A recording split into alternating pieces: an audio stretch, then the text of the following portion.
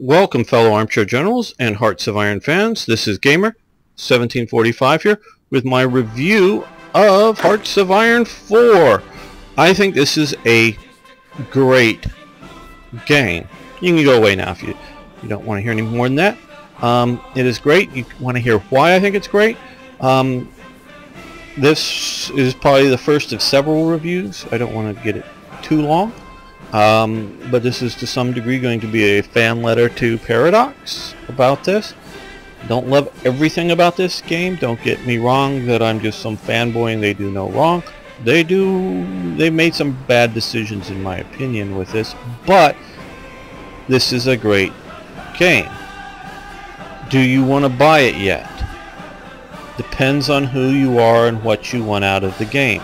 This will help you determine that. This will also be a bit of how to play it to some degree. We're not going to run the clock and play the game. I'm going to just talk about elements of the game with this review.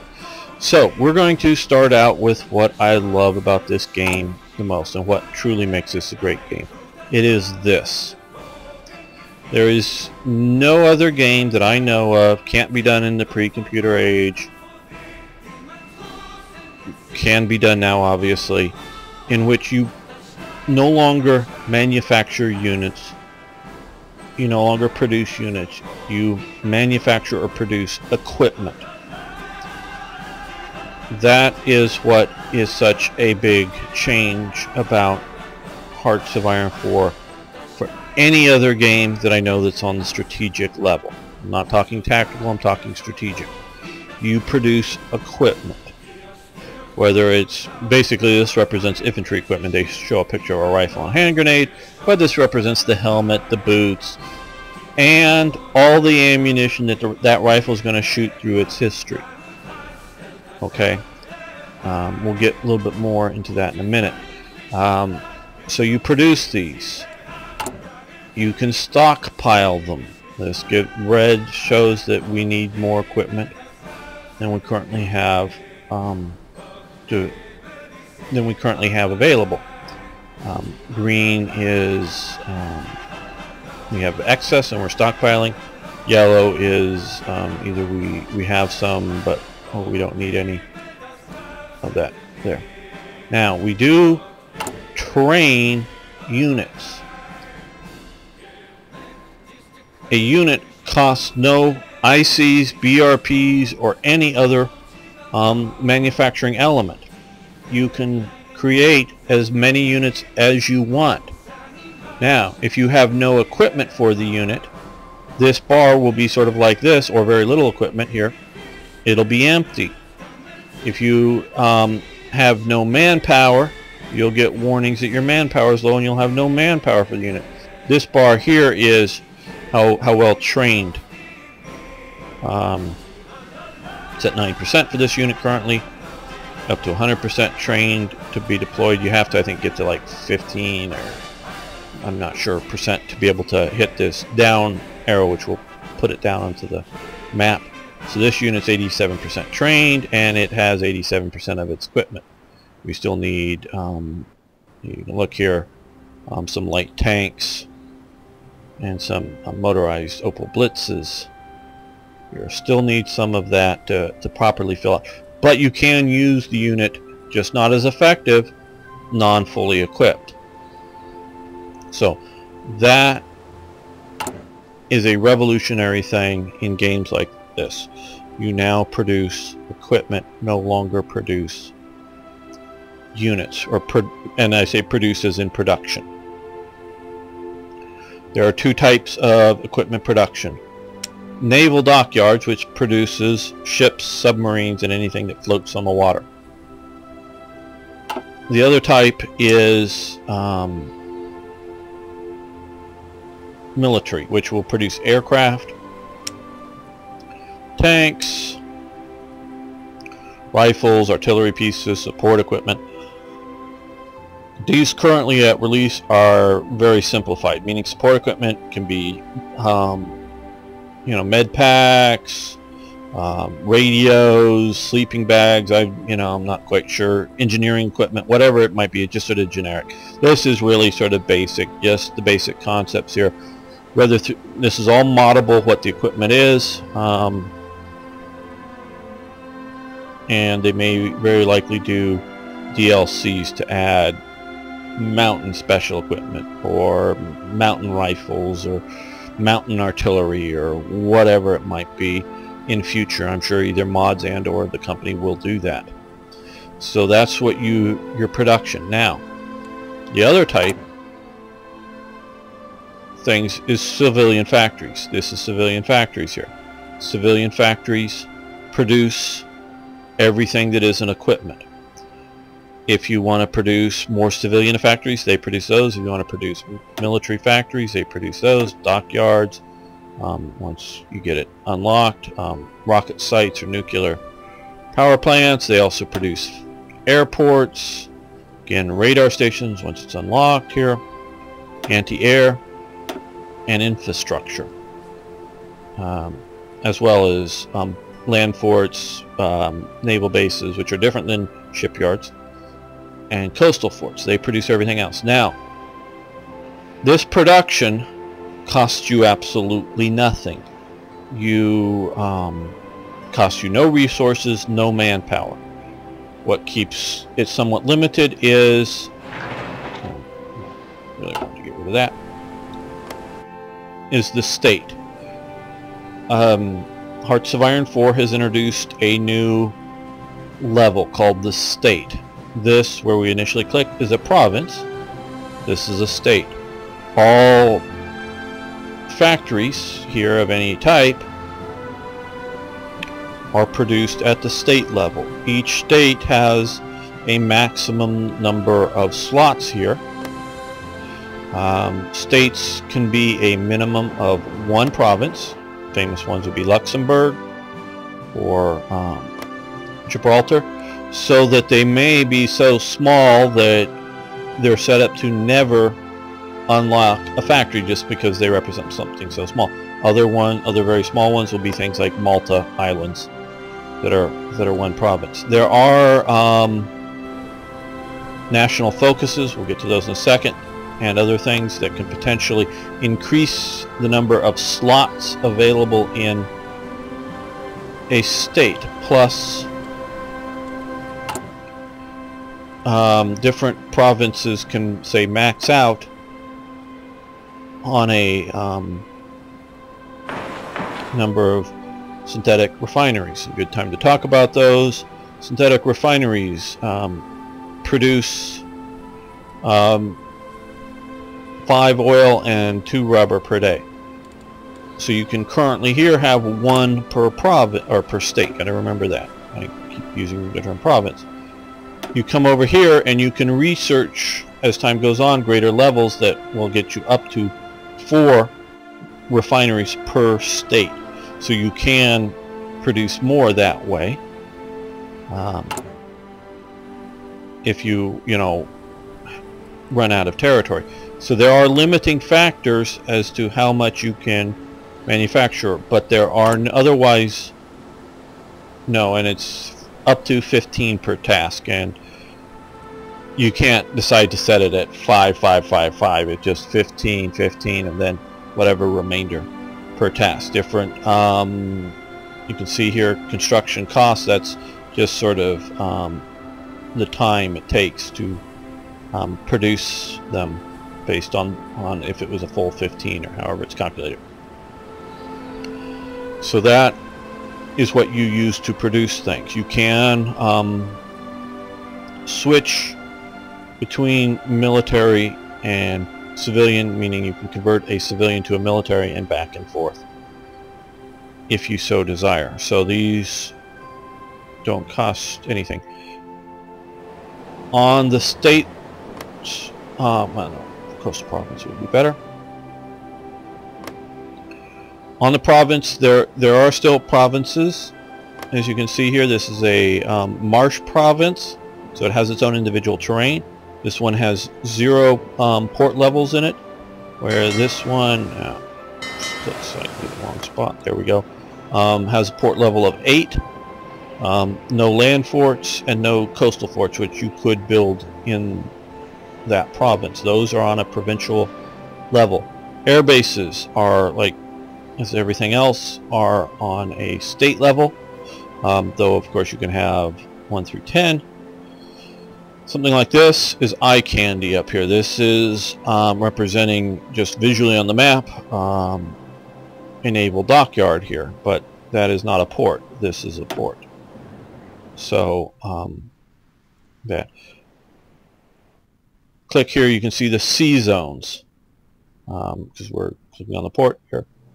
Now you can click here, which I've already done it, is select this submarine, send them out here, doing coastal rating. So these are sea zones that you can contest, you can patrol, escort convoys, and things like that. Also, if you click an airport, you get air regions. This is Western Germany, Northwest Germany, which includes up to Denmark, the Benelux country, air zones, Northern France, Southern France. I think some of these are a bit too big. I would do air zones for something like France into a quarter. Now, a fighter you put up here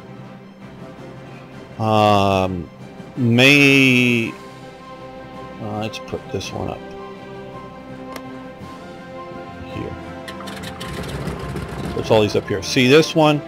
This fighter here for Western Germany, because they're flying from northwestern Germany, is yellow. It's lacking complete coverage area. So it's not specific, meaning is if you're being bombed down here, it's not that the fighters can't get there, it's just they're effectively only covering 75% or 74.1% of this region.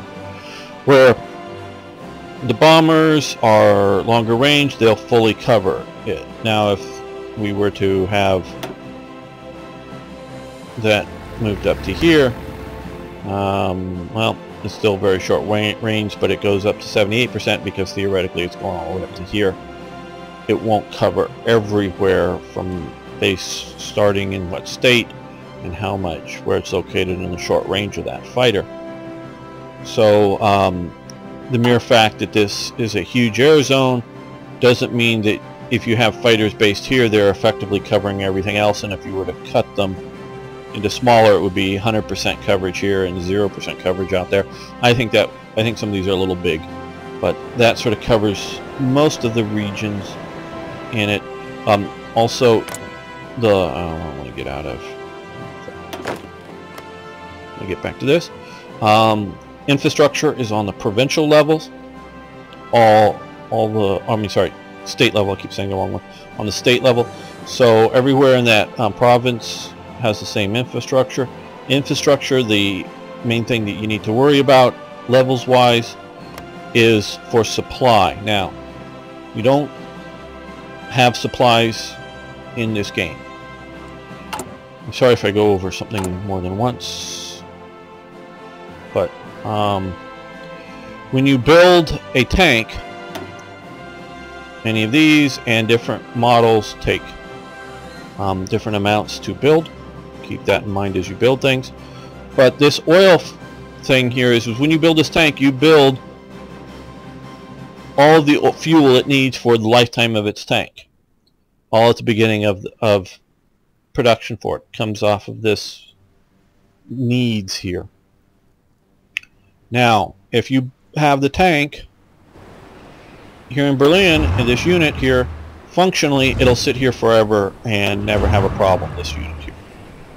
You start, get the template out, you start driving the unit around, you will use up an attrition rate of some of these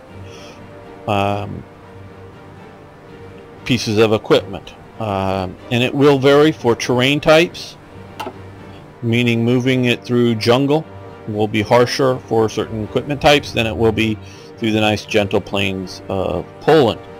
Also winter and other things like that will factor into it. So movement causes attrition. Attrition equals the supplies.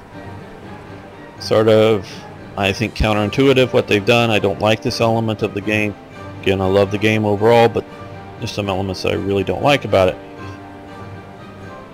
So as you go along, as you move the vehicles around, you use them up at varying rates. In combat, you will use more. So you, and it does vary between winning and losing, and what terrain and how much the enemy has, and various formulas. I don't have all that in my head to tell you, and it can, like I say, vary on a lot of conditions, including weather and other things. So that moves around. Now, if I don't, again, have right in my head, just so that you know, I was one of the beta testers, and I'm not talking about the beta versions, that I'm still under NDA, but I am talking about the game as released. So if I'm fuzzy on some stuff, I'm sorry. This has an infrastructure of 2. I'm not exactly sure right at the moment about how many units, and it will, I believe, vary by. Well, it does vary by not just number of units, as in division, but how many battalions it will supply and of what type. Meaning, you have a division with more battalions. It varies, but so you come down here, this fewer units will be in supply, even if you can trace the supply back to various supply sources, because it has an infrastructure of 2, where this has an infrastructure of 7. More units will be in supply in this state because of that. So all supply is based, or supply, the amount of units in supply is based on the state, and the more over units you go, the worse it gets for them, and it will just attrit them sitting there peacefully doing nothing else, as well as more. You will see things like, I think it starts getting a skull on. I have some units in combat down here. No, none of these are in an out of supply area at the moment, but you'll get a little skull that's like here that shows that it's being attrited. Since we were talking about units here, like I say, you don't build units, you train them. This is a basically fully equipped division that has 7% training at the moment. Come over here, and this is the layout of that particular division, or all of these divisions that are of the same template. To change them, which if you want to say add an extra battalion, you can come over here. That would be 5 points. We have 5 army experience points. We could change that, add, or reduce it if you want to make them smaller. Again, to cover more area, say with fewer supply needs, to reduce partisans or something like that. You can add in support battalions. The only reason you need to, I mean, this is just, I think they did this for looks for the 3x3, because that's sort of how the German divisions were done. The only reason you need to add a new column is either A, you filled up to 5 battalions in one column, or you want to say add a mobile column, and that would be like cavalry, because you can't these are your options for this one. You can add air, infantry, artillery, or mountain infantry to this infantry column. You can't add cavalry to this column. Adding a new column is more expensive than adding a new battalion, so that is how to limit that. Now, leadership is gone, and we sort of touched on an element of what leadership had been doing in Hearts of Iron 3. To change your divisional format, you need to use up some of Army experience, or for ships it's Navy, and for air it's air experience. Now you can come over here and you can duplicate. So meaning, if you don't want to change all of these divisions that are, because once you change this once, every division that's in training, every division on the field that uses this template changes to the new format. And whether you've gone smaller, so it sends men and equipment back to the pool, or if you've gone bigger, the pool tries to fill it up there. But you can decide to duplicate it for free, call it a new name, and then change it. Is normally the reason you would want to do that, is to say bigger, smaller, different, add rockets to the units, to just some of the units. So like say one of every 3 infantry divisions you want to add a rocket artillery unit or something like that, that's just a little different than your standard. The other thing that these, again, well, let's start out.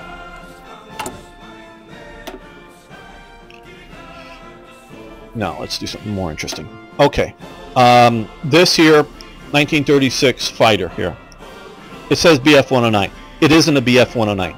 You have to understand that this 1936 fighter will be the same for Britain or for Iran or for Afghanistan if they've got to the point that they could research a 1936 fighter. It'll be the same same everywhere across the map. Germany will have no better fighters, no more special fighters than any other nation. It'll be just the same fighter on fighter, same level.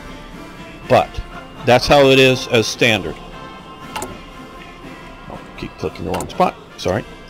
But you can come over here and click on that level 1 fighter and create a variant using, as you get more experience, air experience points, normally by combat is the standard way of doing it.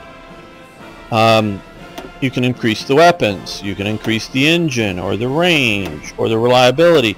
Now there will, if you've noticed some of these factors, so you reduce it, different factors will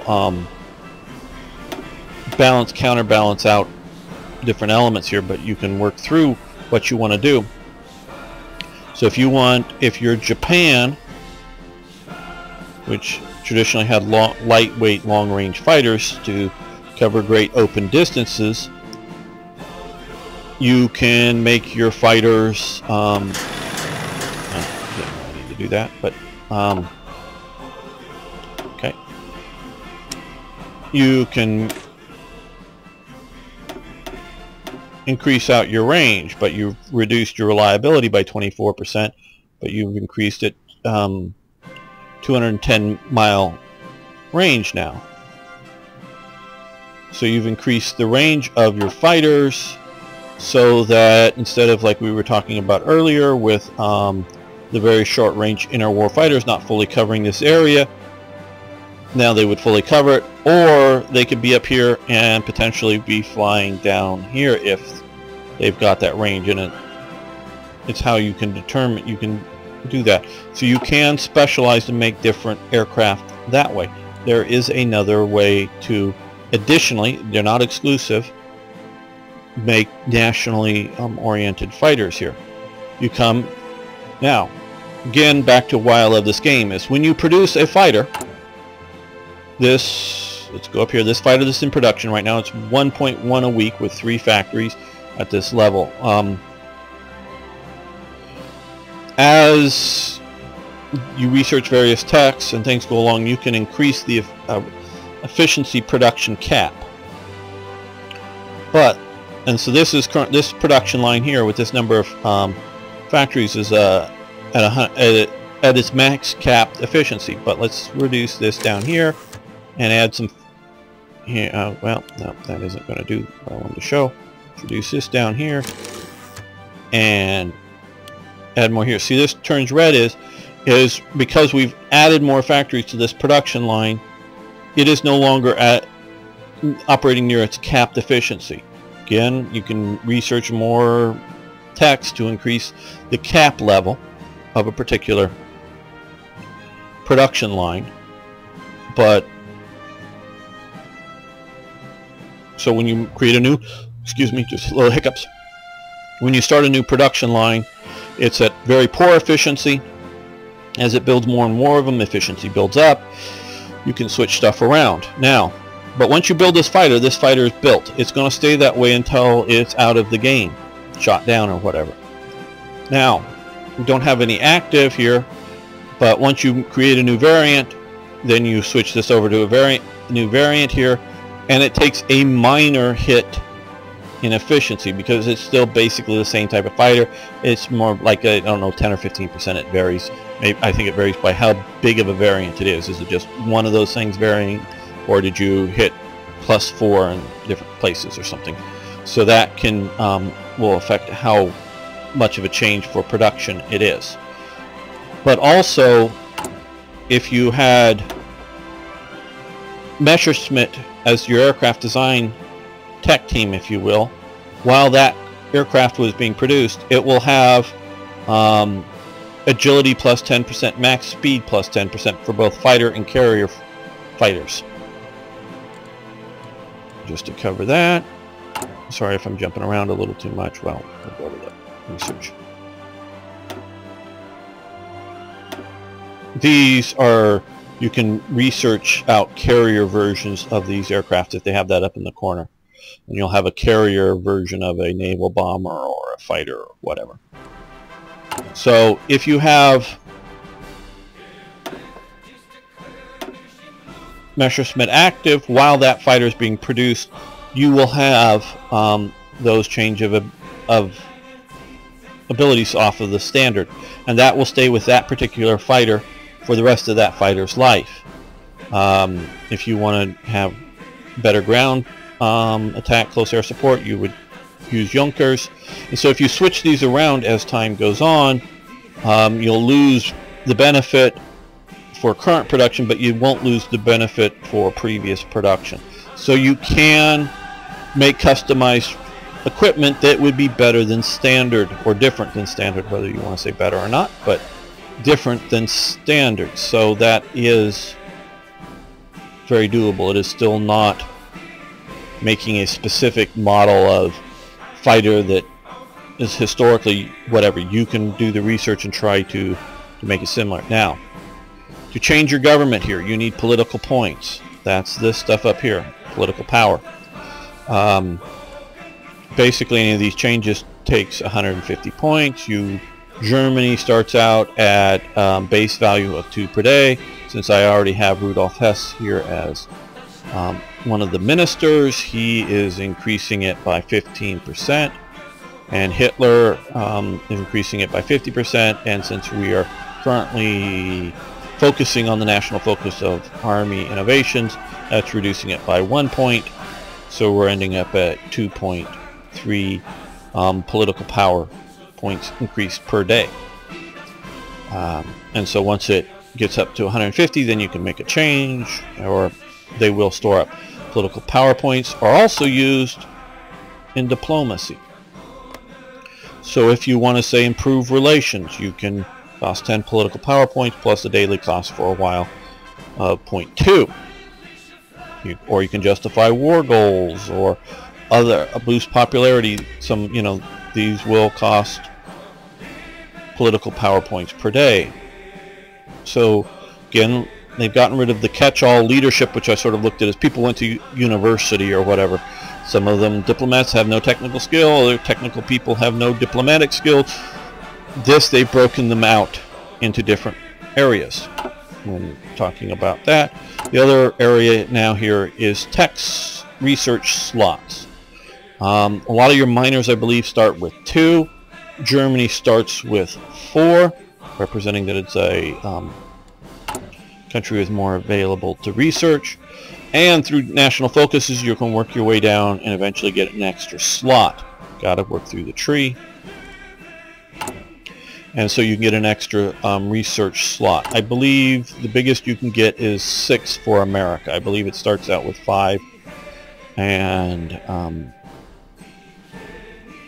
I know you can get up to 6 through research. Partly that's because they've got to get a lot of late war stuff, and it represents them historically having lots of ability to do research. So that's broken down. So you have your political power points for government changes, for diplomacy type functions. You have your army experience, which you gain. We're gaining a little bit by you send an expeditionary force here to fight in Spain. That's gaining some army experience, plus having Guderian as a theorist gains army experience just for having this there by 0.05 daily, so we're getting a little bit here. Once you start fighting wars, those start going up. I think it's maxed out at each of these at 500, so you better spend them and then you'll earn more. Air experience, you just get to change your models.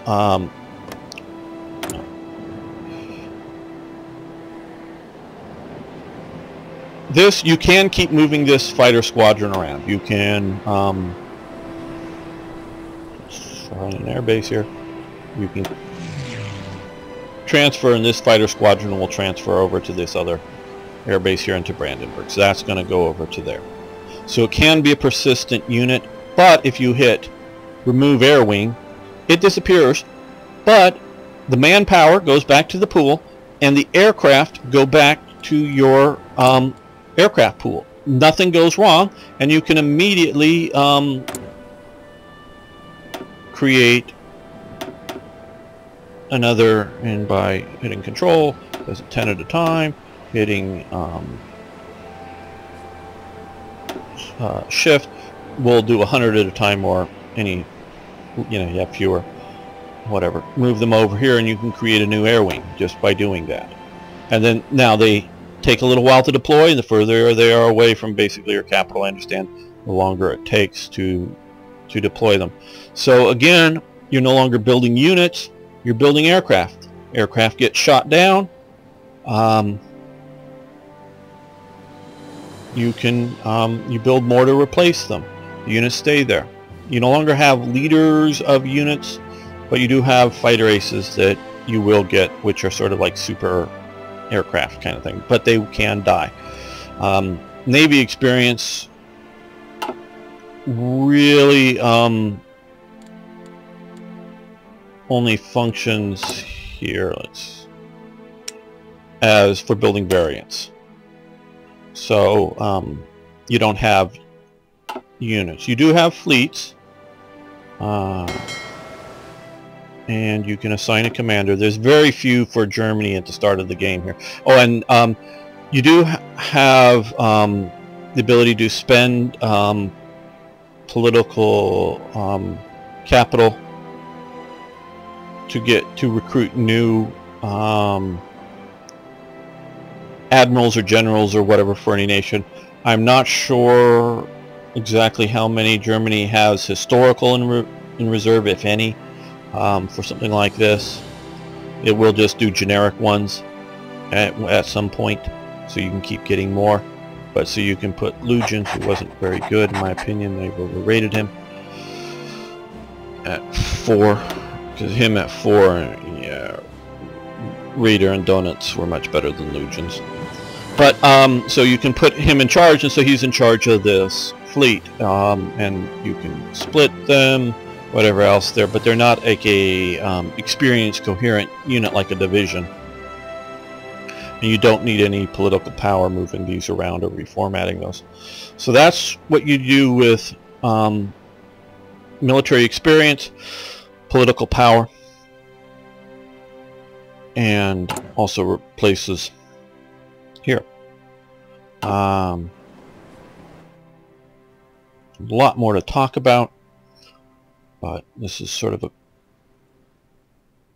good review. Let's see. Oh, trade. Money's gone. Money, I think, because those of you who know me from my also modding Third Reich events, I think a lot of modders use money inappropriately. Money was basically foreign exchange. Well, they've gotten rid of that function, partially because they didn't want stockpiling of things like money, like selling off a lot of resources and stockpiling up money for it or whatever. But now if you need oil, which Germany needs over here, needs oil, the little warning thing is coming up here if you want to see that there. What you do, if you want oil, you can go Soviet Union, and then you trade. Here would be 3 factories, civil factories here. That would be one of these here, because you use them to build other things, plus maintain your civil economy, as well as your trade. So you would trade 3 factories for 24 oil. So you send yes, and basically they can sort of close their economy, but you can't like Britain can't decide not to let Germany trade. Either if it closes the economy, it closes it to everybody. They did do blockade or embargoes. I don't know that that's very well handled yet. I haven't played America to see if they embargo Japan or anything like that. But now, once you go to war, you no longer trade with them. But otherwise, and you need to, you know, if you're trading with North America, if Germany is, you got to have your ships doing convoy duty close by. Well, it depends on where you are. They've drawn a more sophisticated map. So this is how you get resources, various techs here. You can come over to these. Will increase as you work your way down here. Will increase resource gain, basically increasing the number of mines or refineries or whatever that are theoretically giving you your resources, or you can build for oil and rubber your synthetic factories. So that covers the basis of trade, your equipment pools, your recruiting and training up your basic divisions. Like I say, supply is gone, movement costs, attrition. Oh, training, if you wanted to, normally you assign it to a general and have the general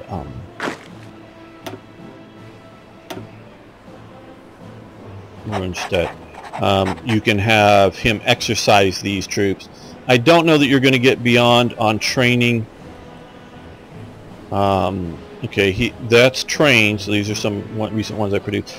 The units that start out are regular. I don't think you can get beyond regular with training. I'm not sure exactly how that is. You can gain higher levels of experience in combat for sure, and if you just send in basically trained troops, they will get more experience going through combat or training. And if you deploy units, you have to wait for a unit that is, I think it's 10 or 15% maximum amount of or minimum amount of training. So this is grayed out. You can't just put a 0 trained unit. But if you put out one that's less than fully through this, it'll be green. Won't be that well. But so if you have the equipment, you have the manpower, you can rush troops out into the field. They just won't be as effective as your veteran units. So that covers that. Sort of I'm reviewing the different elements. We've looked at the state, the government, your national focuses. These are sort of new. They sort of replace decisions. They're sort of different. For the AI, it helps. They sort of can either go down a historically weighted path, or you can, all the majors have their own trees, I'm sure, either through mods or DLCs eventually. I'm sure eventually all miners will eventually have their own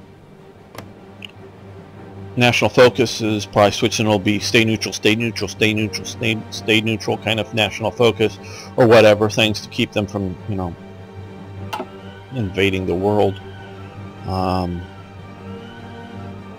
So I think that covers a lot of that. So this is a basic review. Is the game for you? Well, depends on who you are.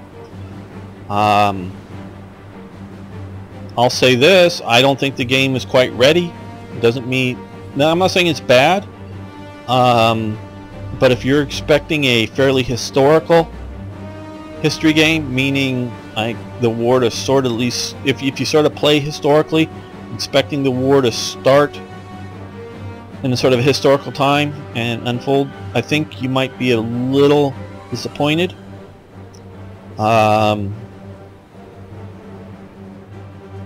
But it's a very playable game. It's very good. So if you're wanting a basic sort of strategy game, I think this is very good. If you're a Black Ice player who wants a rich, deep, involved game, I think you're going to be let down by this. But all that being said, I still think this is a great game, and there's lots of room for improvement. This is a very good base structure of the game. The fundamentals are here. Again, one of the things I dislike immensely about this is the supply elements. There's still a lot more to be covered. It is not, like I say, as rich and detailed as a Black Ice game, but the developers aren't stupid. They've done a very good job at working things out here. I believe over time the AI will get better. I think some of the AI in some of the pre-release videos you saw, the press version, had some problems that I believe have been corrected. I say that because I haven't played very far into this released version of the game to see how it's going to play. So this is sort of the early first review here. So you've got to make up your own judgment on whether you want to buy it. I wouldn't make up judgment on like the AI from, like I say, the pre-release version of it. I will be continuing my playthrough, my Let's Play series, so we can see how that goes. If you want to take your time and watch that on daily episodes, I'll be playing as Germany first off. I will be making more reviews, one focus modding and/or sort of for the Black Ice player. But if you, the viewers, have questions, comments, whatever, please ask them. I might not give you much of a response below the videos here, but ask them, and if there's enough and I can answer them, I will do so in a further reviews. If you want to know, you know, these warnings, this comes up and lets you know that you have inefficient oil and rubber, or this, you're not using your full military factories, or there's other things. You know, that's your template. You have your manufacturing equipment that you have no current use for. I'm just stockpiling towed artillery at the moment, or towed anti-aircraft artillery. So that kind of thing. If you have those, please make them. Thank you for viewing. Thanks for liking the videos. Please subscribe to my channel if you want to watch ongoing series of Hearts of Iron 4 or other military and strategy games. We will be doing that. And please post, like I say, comments, questions. Love hearing from you so I know who I'm talking to. See you next time for more strategy games.